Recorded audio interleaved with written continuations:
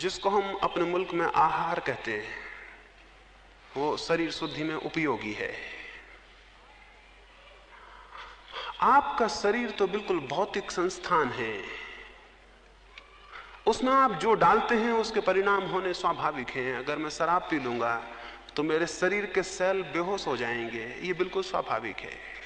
और अगर शरीर मेरा बेहोश है तो उस बेहोशी का परिणाम मेरे मन पे पड़ेगा। मन और शरीर बहुत अलग अलग नहीं है, बहुत संयुक्त है। हमारा जो व्यक्तित्व है वो शरीर और मन ऐसा अलग अलग नहीं, शरीर मन ऐसा इकट्ठा है, वो साइकोसोमेटिक है, उसमें हमारा शरीर और मन इकट्ठा है। शरीर का ही अत्यंत सूक्ष्म हिस्सा मन है और मन का ही अत्यंत स्थूल हिस्सा शरीर है। इसे यूं समझिए, ये दोनों बिल्कुल अलग अलग चीजें नहीं हैं। इसलिए जो शरीर में घटित होगा उसके परिणाम मन में प्रतिध्वनित होते हैं, और जो मन में घटित होता है उसके परिणाम शरीर तक आ जाते हैं। अगर मन बीमार है, शरीर ज्यादा देर स्वस्थ नहीं रहेगा। अगर शरीर बीमार है तो मन ज्यादा देर स्वस्थ नहीं रह सकेगा। ये खबरें एक दूसरे में सुनी और समझी जाती हैं। इसलिए जो लोग मन को स्वस्थ रखने का उपाय समझ लेते हैं, वे शरीर के बाबत मुफ्त में बहुत सा स्वास्थ्य उपलब्ध कर लेते हैं, जिसके लिए वो कोई कमाते नहीं, जिसके लिए वो कोई प्रयास नहीं करते।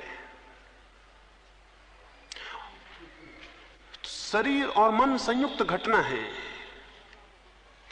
शरीर पर जो होगा वो मन पर होगा। इसलिए आपके अपने आहार में, आपके भोजन में आपको थोड़ा विवेकपूर्ण होना जरूरी है। पहली बात, वो इतना ज्यादा ना हो कि शरीर उसके कारण आलस्य से भरता हो। आलस्य अशुद्धि है। वो ऐसा ना हो कि शरीर उत्तेजना से भरता हो। उत्तेजना अशुद्धि है, क्योंकि उत्तेजना ग्रंथियां पैदा करेगी। वो ऐसा ना हो कि शरीर क्षीण होता हो, क्योंकि क्षीणता कमजोरी है, और शक्ति अगर उत्पन्न ना होगी तो परमात्मा की तरफ विकास भी नहीं हो सकता। शक्ति पैदा हो लेकिन शक्ति उत्तेजक ना हो, ऐसा आहार होना चाहिए। शक्ति पैदा हो लेकिन वो इतनी ना हो कि शरीर उसके कारण आलस से भर जाए।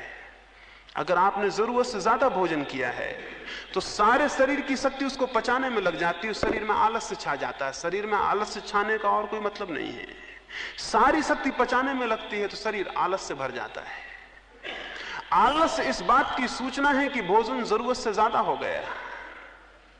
भोजन के बाद आलस नहीं, स्फूर्ति आनी चाहिए। स्वाभाविक है, भूख लगी थी फिर भोजन किया तो स्फूर्ति आनी चाहिए, क्योंकि शक्ति उत्पन्न होने का स्रोत भीतर गया। लेकिन आपको तो आलस से आता है।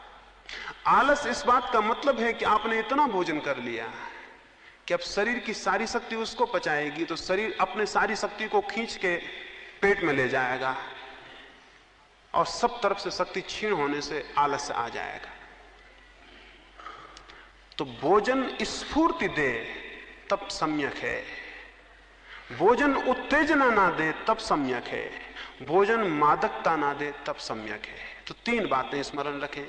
भोजन सुस्ती ना दे तो वो शुद्ध है, भोजन उत्तेजना ना दे तो वो शुद्ध है, और भोजन मादकता ना दे तो वो शुद्ध है। ये मोटी बातें हैं और आपको इतना ना समझ में नहीं मानता है कि इनके विस्तार में चर्चा करने की जरूरत है। इनको आप समझेंगे और अपने ढंग से इनको व्यवस्थित करेंगे।